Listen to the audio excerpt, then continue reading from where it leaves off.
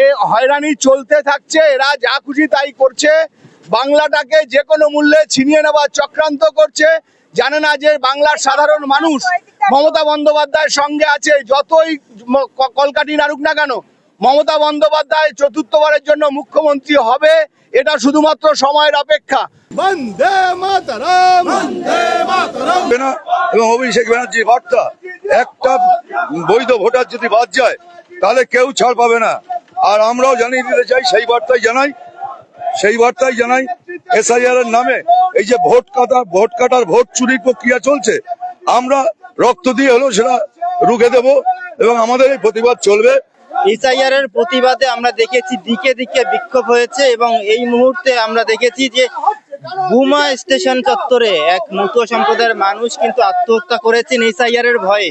আর তারই প্রতিবাদে এই মুহূর্তে বিরা স্টেশন সংলগ্ন জায়গায় স্টেশন চত্বরে এসে বিক্ষোভ দেখাচ্ছে তৃণমূল কংগ্রেসের কর্মী সমর্থকরা। সাধারণ মানুষ এই মিছিলে রয়েছেন এবং তার সঙ্গে সঙ্গে আপনাদের সেই ছবিটা দেখাবো যে এই মুহূর্তে এসআইআর এর প্রতিবাদে যে বিক্ষোভ, সেই বিক্ষোভ কিন্তু আপনারা দেখতে পাচ্ছেন। প্রচুর মানুষের নাম বাদ দেওয়া হচ্ছে, এসআইআর এর হিয়ারিং এ কিন্তু নাম কাটা হচ্ছে, এসআইআর হিয়ারিং এ ডাকা হচ্ছে, সাধারণ মানুষকে হেনস্থা স্বীকার করা হচ্ছে।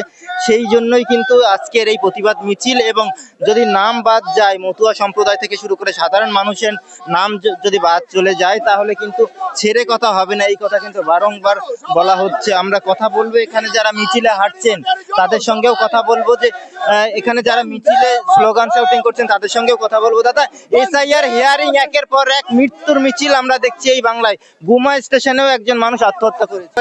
এ হয়রানি চলতে থাকছে, এরা যা খুশি তাই করছে, বাংলাটাকে যে কোনো মূল্যে ছিনিয়ে নেওয়ার চক্রান্ত করছে। জানে না যে বাংলার সাধারণ মানুষ মমতা বন্দ্যোপাধ্যায়ের সঙ্গে আছে। যতই কলকাঠি নাড়ুক না কেন, মমতা বন্দ্যোপাধ্যায় চতুর্থবারের জন্য মুখ্যমন্ত্রী হবে, এটা শুধুমাত্র সময়ের অপেক্ষা। যত নোংরামো করছে তাতে সাধারণ মানুষ আরো এদের উপর ক্ষিপ্ত হচ্ছে, এরা বুঝতে পারছে না। তাই আপনাদের মিডিয়ার কাছেও আমাদের অনুরোধ থাকবে, আপনারা বহুলভাবে এটা প্রচারিত করুন যে সাধারণ মানুষকে কিভাবে হেনস্থা করছে।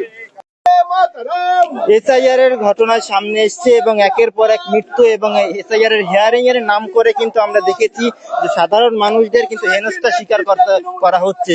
তারপরেই কিন্তু আমরা দেখেছি যে বিভিন্ন জায়গায় সাধারণ মানুষ রাস্তায় নামছেন, বিরোধী রাজনৈতিক দল, বিজেপি বিরোধী রাজনৈতিক দলগুলি তারা কিন্তু রাস্তায় নামছেন এবং প্রতিবাদ দেখাচ্ছেন। আপনাদের সেই ছবি দেখাচ্ছি এই মুহূর্তে বিরা স্টেশনে তৃণমূল কংগ্রেসের তরফ থেকে তৃণমূল কংগ্রেস মাদার, তৃণমূল ছাত্র যুব এবং মহিলাদের উপস্থিতিতে এই মিছিল ডাকা হয়েছে। এবং এখানে যে স্লোগানটা বারবার দেওয়া হচ্ছে যে এসআইআর এর ফলে যেন সাধারণ মানুষকে হেনস্থা স্বীকার করা না হয়, সেই কথা কিন্তু তারা বারংবার বলছেন। আমরা কথা বলবো সরাসরি লাইভে এই মুহূর্তে যে এসআইআর এর বিরুদ্ধে যে এই যে প্রতিবাদ, সেই প্রতিবাদ এবং একের পর এক মৃত্যু, এই অঞ্চলেও একের পর এক মৃত্যু হয়েছে, কি বলবেন? এসআইআর নিয়ে যা হচ্ছে সেটা সারা রাজ্যব্যাপী মানুষ দেখতে পাচ্ছে।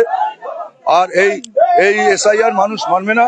তার কারণ হচ্ছে বৈধ ভোটার একটা ভোট বাদ গেলে আমাদের নেত্রী মমতা ব্যানার্জি ছাড়বে না।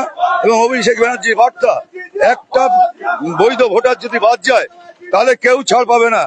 আর আমরাও জানিয়ে দিতে চাই, সেই বার্তাই জানাই এসআইআর এর নামে এই যে ভোট কাটার ভোট চুরির প্রক্রিয়া চলছে, আমরা রক্ত দিয়ে হলেও সেটা রুখে দেব এবং আমাদের এই প্রতিবাদ চলবে। এবং আজকের শুধু বিড়া না, সারা রাজ্যব্যাপী এই প্রতিবাদ চলছে।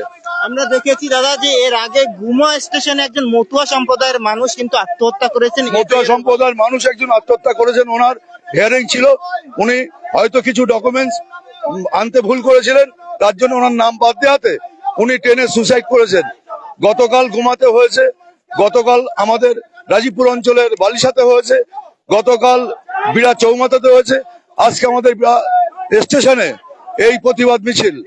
এবং প্রতিবাদ মিছিল থেকে আমরা জানাতে চাই, এই এসআইআর আমরা মানব না এবং সাধারণ মানুষের এই যে ভোটাধিকার কেড়ে নিচ্ছে, এটা আমরা কোনো অবস্থাতেই মেনে নেব না। একদমই এই যারা নেতৃত্বে রয়েছেন, তৃণমূল কংগ্রেসের কর্মী সমর্থক যারা রয়েছেন, তারা কিন্তু একটা কথাই বারংবার বলছেন যে এই এসআইআর এর ফলে সাধারণ মানুষকে হেনস্থার যে শিকার হতে হচ্ছে তা কিন্তু কোনোভাবেই মেনে নেওয়া যাবে না। আপনারা অবশ্যই দেখতে থাকুন দুর্জয় বাংলা চ্যানেল এবং অবশ্যই আমাদের চ্যানেলটি ফলো করুন।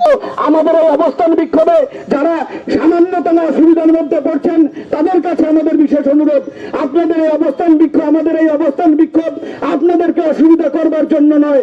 আমরা এই বার্তা পৌঁছে দিতে চাইছি উচ্চতর স্তরে যে সাধারণ মানুষ, অসুস্থ মানুষ, যারা দিন আনে দিন খায় মানুষ, গরিব মানুষ, যারা নিজেদের কাগজপত্র ঠিক রাখতে জানে না, সেই সকল মানুষকে হিয়ারিং এ ডেকে তাদেরকে এখন প্রমাণ চাইছে যে আপনারা প্রমাণ দিন যে আপনি ভারতবর্ষের নাগরিক। একজন 60 ঊর্ধ্ব মানুষকে তার বার্থ সার্টিফিকেট চাইছে, একজন 80 ঊর্ধ্ব মানুষকে তার স্কুল সার্টিফিকেট চাইছে। আগেকার এখন আবার নতুন করে বলছে যে পরিবারগুলোতে 6 জনের বেশি সন্তান আছে, তাদেরকে আবার নতুন করে হিয়ারিং এ ডাকবে। আমরা বলতে চাইছি আজ থেকে 20-25 বছর আগে ফিরে যান। হিন্দু পরিবার হোক আর মুসলমান পরিবার হোক, 6 জন 7 জন সন্তান থাকাটা স্বাভাবিক ব্যাপার ছিল। কিন্তু এখন এই নরেন্দ্র মোদী সরকার তারা ক্ষমতায় আছে, যে পরিবারে 6 জন বা 7 জন করে সন্তান আছে, সেই পরিবারের বাবা মা সহ 6 জন 7 জন সন্তানকে নতুন করে হিয়ারিং এ ডাকছে। বলছে আপনার 6 জন সন্তান কেন, তার প্রমাণ দিতে হবে। আমরা বলতে চাইছি এই জুমলাবাজি চলবে না। মানুষ প্রস্তুত হচ্ছে, 77টি পেয়েছিলেন বিগত নির্বাচনে, এই নির্বাচনে মানুষ 26-এর নির্বাচনে মানুষ বুঝিয়ে দেবে, 77 থেকে 7-এ নামিয়ে এনে ছেড়ে দেবে।